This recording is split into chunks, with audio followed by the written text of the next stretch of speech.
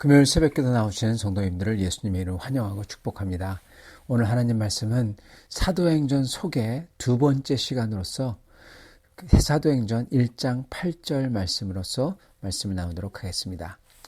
오직 성령이 너희에게 임하시면 너희가 권능을 받고 예루살렘과 온 유대와 사마리아와 땅 끝까지 이르러 내 증인이 되리라 하시니라.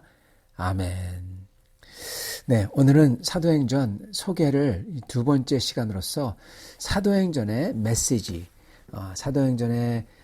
어제는 사도행전에 사도행전에 쓰여진 배경과 목적, 그리고 사도행전이 어떻게 어떤 식으로 이야기가 진행이 되나, 그렇게 그걸 봤습니다. 오늘은 그 모든 구조와 진행, 그 속에 담겨 있는 메시지에 대해서 전체 그림을 잠깐 좀 그려보고자 합니다.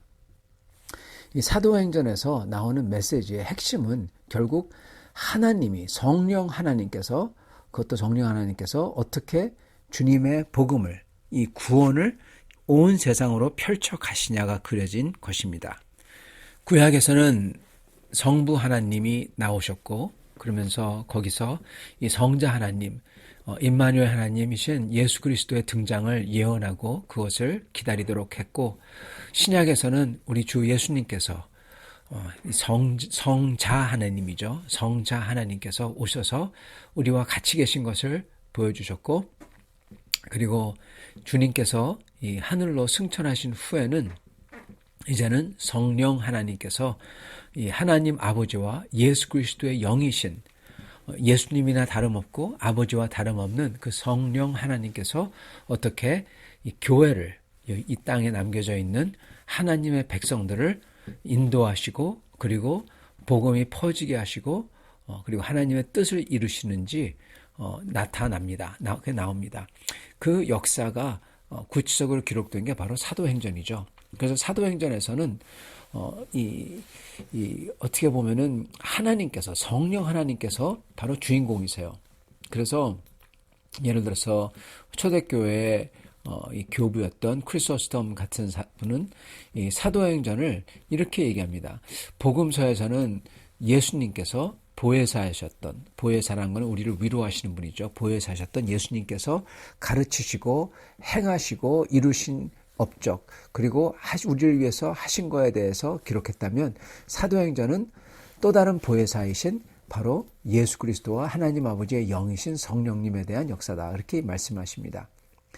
물론 사도행전은 하나님의, 그 성령 하나님의 역사이며 어떻게 복음이 퍼졌나이지만은, 그렇지만 또한 동시에 사도행전은 그렇게 역사하시는 하나님의 역사에 우리를 같이 동참하도록 동역자로 부르고 있다는 것을 보여주고 계십니다. 여기서 동역자라는 게, 이게 굉장히 대단한 말입니다. 사도 바울께서 잘 쓰셨죠. 동역자로 부르셨다. 그래서 몸둘 바를 몰라 하십니다. 종은 그냥 어떻게 보면은 하나님이 일 시키면 하고 그냥 끝나버리는 겁니다. 근데 동역자는 어떻게 보면은 나중에 가서 그 영광을 같이 나눈다면 좀 이상하지만 거기에 같이 참여하는, 그래서 하나님과 어떻게 보면은 완전히 그러한 이 수직적인 게 아니라, 어떻게 보면은 하나님과 어떻게 보면 물론 수평도 아니지만은, 그렇지만은 하나님의 그러한 영광에 들어가는 그러한 것을 뜻하고 있습니다. 그래서 사도행전은 이렇게 성령 하나님께서 역사하실 때 사람들을, 예를 들어서 베드로, 요한, 스데반, 빌립, 야고보, 바나바, 그리고 사도 바울, 이들을 동역자로 부른 것을 보여주고 계시는 것입니다. 이러한 사람들은 어떻게 보면은 성령님의 그 지시를 받아서, 그 대장의 지시를 받아서 움직이는 군사와 같고, 어떻게 보면은 감독의 지시를 받아서 열심히 뛰는 선수와 같은 거죠. 그래서 사도행전에는 이 성령 하나님이 중심이고, 그리고 그와 같이 역사하는 동역자들에 대한 이야기고, 그를 통해서 어떻게 하나님의 교회가 세워져 가냐를 그리고 있는 것입니다. 사도행전에서는 성령이라는 단어가 거진 60번 나옵니다. 그만큼 성령이 많이 이 성경에서, 전체 성경에서 사도행전에서 제일 많이 강조를 하고 계시는 겁니다. 이렇게 강조하시는 이유는 이 세상에서 이렇게 교회를 세우는 일은 사실은 그냥 베드로의 힘으로 또는 스데반의 힘으로, 빌립의 힘으로, 그리고 사도 바울의 힘으로 된 게 아니라 성령이 하신다는 겁니다. 그래서 이 성령께서 우리를 초대하시고 계시다는 거죠. 이 임마누엘이신 성령께서 말씀을 직접 이제 사람들에게 말씀을 하시는 모습이 나와요. 근데 그걸 보면은 야, 정말 이거는 하나님이 하시지 않으면 될 수 없는 일들이구나. 이걸 깨닫게 해주십니다. 이렇게 성령께서 직접 말씀하시고 역사하시는 게 5번 나오는데, 첫 번째는 그 빌립에게 그 광야에서 에디오피아에서 올라왔고 이제 에디오피아로 돌아가던 이 넷이 그 사람에게 가서, 간다게죠. 간다게에게 가서 말을 하라, 전도하라, 이렇게 말씀하십니다. 그래서 갑니다. 이건 정말 이게 어떻게 보면 계획을 할 수 없는 거죠. 근데 그렇게 해요. 그럼으로써 우리가 잘 알다시피 그 에디오피아는 그때부터 기독교 국가가 되죠. 그리고 두 번째는 베드로가 기도하고 있을 때 성령께서 찾아오셔서 환상을 보여주시고, 그리고 하늘에서 보좌에게 펼쳐지고, 그리고 각종 짐승이 나오면서 이것을 먹을 수 있다, 이렇게 얘기합니다. 베드로는 안 먹겠다고 그러는데 3번이나 보여주세요. 그런 다음에 고넬료의 신복이 찾아옵니다. 이걸 보면서 성령께서는 따라가라, 그렇게 말씀하시죠. 이거는 베드로가 도저히 넘을 수 없는 산이었습니다. 유대인이었던 베드로가 마치 돼지고기를 먹을 수 없듯이, 마찬가지로 베드로에게는 복음은 어디까지나 유대인들에게 전하는 거지, 메시아는 어디까지나 유대인들에게 전하는 거지, 이방인들에게, 그것도 로마 사람에게 전한다, 이거는 상상조차 할 수 없는 일이었던 겁니다. 근데 이것을 뛰어넘게 해주세요. 어떻게 해요? 성령님께서. 마찬가지로 이 안디옥 교회에서 기도할 때 이 여러 사람을 갖다가 파송할 수 있습니다. 이방인에게 전도자로서, 이방인들의 전도자로서 여러 사람을 파송할 수 있는데, 그때 안디옥 교회에서 기도할 때 바나바와 바울을 따로 세우라, 그렇게 성령이 말씀해 주십니다. 만약에 바나바와 바울이 아니라 다른 사람을 세웠다면 어떻게 되었을까요? 지금과 같이 되지 않았을 겁니다. 성령님께서는 그렇게 인간이 결정할 수 없을 때 이것을 뛰어넘어서 하나님의 교회를 이방에 세울 수 있도록, 그렇게 바울을 따로 세울 수 있도록 해주시는 것입니다. 그리고 또한 사도 바울이 예루살렘에 돌아가서 돌아갈 때 사도 바울 앞에서 결박과 환난이 그를 기다린다고 예언을 하시고, 그리고 선지자 아가바의 입을 통해서 바울이 결국 가서는 이방인의 손에 넘겨진다고 말씀해 주시죠. 이것도 그렇습니다. 이것도 성령 하나님께서 하시는 이유는, 이것도 잘못하면은 이것을 사도 바울이 그냥 인간에게 잡혀서 그냥 인간에게 호송이 된다, 이렇게 생각할 수 있는데, 성령 하나님이 다 알고 계신다고 말씀을 해주시는 것입니다. 그렇다면은 사도 바울은 아는 거예요. 이거는 그냥 인간에게 잡혀서 인간이 뜻하는 게 아니라, 내가 인간의 꾀임에 빠져가지고 잡히는 게 아니라 하나님의 손 안에 있구나, 하나님이 나를 일부러 감옥으로 인도하시는구나, 이거를 안다는 겁니다. 이거는 도저히 그냥 인간으로서는 수용할 수 없는, 수용하기 힘든, 그리고 낙심할 수밖에 없는 상황인데, 성령께서 이것을 알려주심으로써 사도 바울께서는 이것을 오히려 선교와 전도의 기회로 알고 당당하게 그 호랑이 굴로 걸어 들어갈 수 있었던 겁니다. 그래서 인간이 할 수 없는 것들을 성령께서 해주실 때 이렇게 말씀을 해주시는 겁니다. 그리고 이 모든 것은 전부 다 선교를, 이방인을 선교하는 것을, 그 문을 열기 위해서 하나님이 해주셨다는 것입니다. 에디오피아는 이방인이었죠. 그리고 고넬료는 로마인이었죠. 그리고 바나와 바울이 이방인에게 전도하라, 그런 것도 생각할 수 없었던 거였죠. 그리고 또한 이렇게 사도 바울께서 결박당하고 결국 로마에 가도록 된다, 그렇게 핍박을 당한다. 그것도 결국 가서는 로마의 중심지에 가서 주님의 말씀을 전하도록 하시는 하나님의, 성령 하나님의 계획이셨던 것입니다.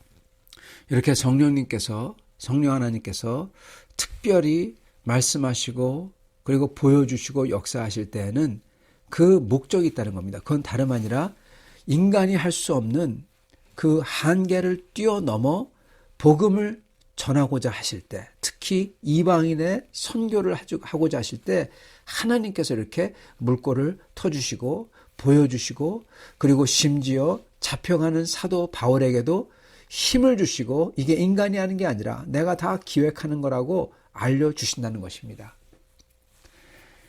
그렇기 때문에 이 모든 사람들이, 베드로도, 스데반도, 그리고 빌립도, 그리고 바울도 이러한 사역을, 고생이지만은 인간이 도저히 감당할 수 없는 것 같지만은 이것을 감당할 수 있다는 것입니다. 왜요? 이렇게 하나님이 도와주시기 때문에.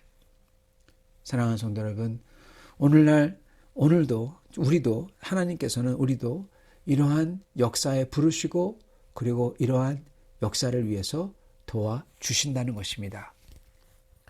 우리도요, 각자에게, 저희에게도 어떻게 보면은 저희가 맡은 자리가 있어요. 저희가 전도해야 될 사람이 있고 예수 그리스도를 증거해야 되는 그러한 대상들이 있습니다. 어떤 때는 그게 가족의 일원일 수도 있고, 어떤 때는 그게 주위에 있는 믿지 않는 친구들일 수도 있고, 어떤 때는 그게 그냥 성도들인데 그냥 주님을 너무나 모르기에 그들에게 주님을 알려줘야 되는, 주님을 보여줘야 되는 그러한 일일 수도 있습니다. 우리는 어떻게 보면은 각자 자리에서 이러한 선교의 사명을 감당하도록 부르심을 받은 거예요. 저희가 가까운 친구라고 해가지고 그게 결코 쉬운 게 아닙니다. 그렇지만 또한 이 전혀 모르는 사람이라고 해가지고 완전히 너무 불가능하다, 그것도 아니라는 겁니다. 우리는 하나님께서 물꼬를 터주시면은 할 수가 있는 거예요. 그리고 하면 되는 것입니다.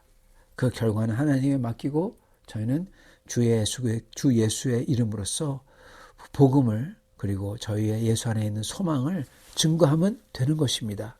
그리고 하나님께서 그렇게 할 수 있도록 저희가 기도하며 그리고 주님을 기다릴 때 하나님께서, 성령 하나님께서 저희를 도우시고 저희에게 귀띔을 해주시고 저희에게 문을 열어주시고 관계를 새롭게 해주시고 그리고 찬스들을 주신다는 것입니다. 이것을 저희가 붙들어야 될 것입니다.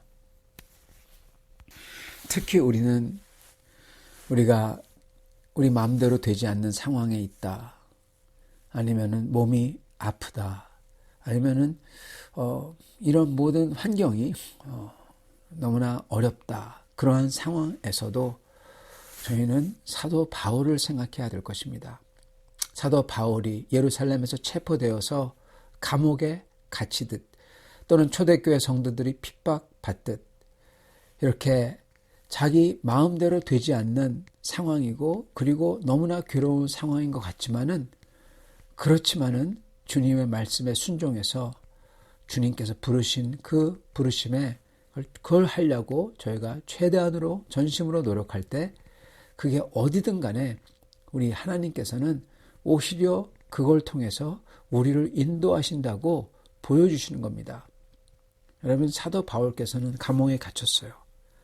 그리고 인간에게 붙들려가지고 결국 그들의 계획대로 어떻게 보면 죽으러 가는 것 같아요. 그러나 그게 아니라는 겁니다. 하나님께서 계획하신 바가 있고, 그래서 그를 통하여 하나님께서 뜻하시는 복음의 씨앗이 뿌려지게 하시도록 했다는 것입니다. 우리 예수님도 사실은 마찬가지죠. 여러분, 저희는 우리의 뜻대로 되지 않는 상황, 어려운 상황, 괴로운 상황에서도 다만 주님의 말씀에, 성령의 인도하심에 순종하여서 주님을 찾고, 그래서 주님을 그 말씀의 확신, 성령의 인도의 확신을 들었을 때 다만 그 말씀에 순종하여 복음을 전하려고, 담대히 전하려고 노력할 때, 다만 예수 그리스도를 온전하게 보여주려고 노력할 때, 그럴 때 그게 어디든 간에 상관없이, 그게 감옥이든 광야이든 그게 로마든 그게 에디오피아고 상관없이 복음이 전해지고 주님의 뜻이 이루어질 겁니다. 그랬을 때 저희 자신과 그리고 저의 공동체와 저의 가족이 다시금 온전하게 되는 역사가 또한 일어날 겁니다. 이렇게 다 되시는 여러분과 저의 삶이 될 수 있도록 간절히 축원합니다. 같이 기도하겠습니다. 하나님 아버지, 감사와 찬양을 드립니다. 하나님께서 저희의 삶을 아시고 저희를 꿰뚫어 보시며 저희의 가장 필요한 것을 하나님이 이미 다 아시고 채우신다는 줄 믿습니다. 다만 저희는 주님의 나라와 주님의 뜻을 먼저 구하기를 소원하옵나이다. 하나님 아버지, 사도 바울께서도 그렇게 주님의 뜻과 주님의 그 나라인 복음 전파와 영혼 구원을 위해서 그렇게 사역했을 때 그의 앞에 있는 기다리고 있는 어려움과 결박과 그리고 어떻게 보면은 순교까지 다 아는데도 불구하고 하나님께서 이것을 보여주시며 내가 이것을 안다. 내가 이것을 너와 함께 인도하겠다는 그 말씀을 듣고는 담대하게 당당하게 그 속으로 갔던 것을 봅니다.